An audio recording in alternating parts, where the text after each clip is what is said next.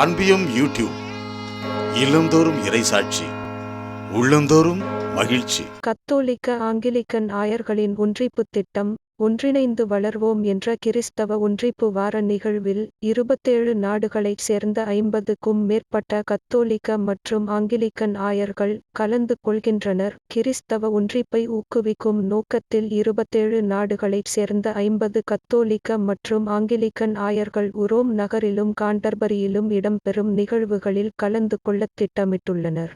ஒன்றிணைந்து வளர்வோம் என்ற தலைப்பில் திட்டம் ஒன்றை வகுத்துள்ள இந்த ஆயர்கள் உரோம் நகரில் இடம்பெறும் கிறிஸ்தவ ஒன்றிப்பு கூட்டத்திலும் அதன்பின் இங்கிலாந்தின் காண்டர்பரியில் இடம்பெறும் கூட்டத்திலும் கலந்து கொண்டு கிறிஸ்தவ ஒன்றிப்பு முயற்சிகளுக்கு தங்கள் பங்களிப்பை வழங்குவர்.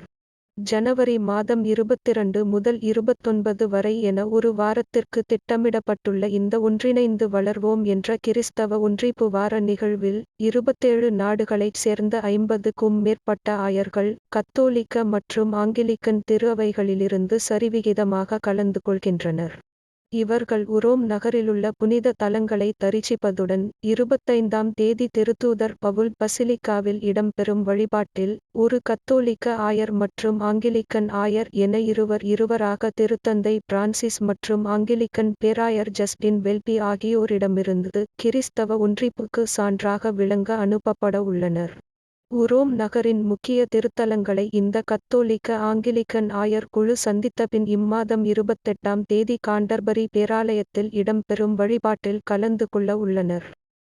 இந்த வழிபாட்டில் ஹாங்காங் பேராயர் கர்தினால் ஸ்டீஃபன் சாவ் அவர்கள் மறையுரை வழங்க உள்ளார். இந்த அன்பியம் யூடியூப் சேனலை நீங்கள் ஷேர் பண்ணுங்க, சப்ஸ்கிரைப் பண்ணுங்க, லைக் பண்ணுங்க. Wish you all the best.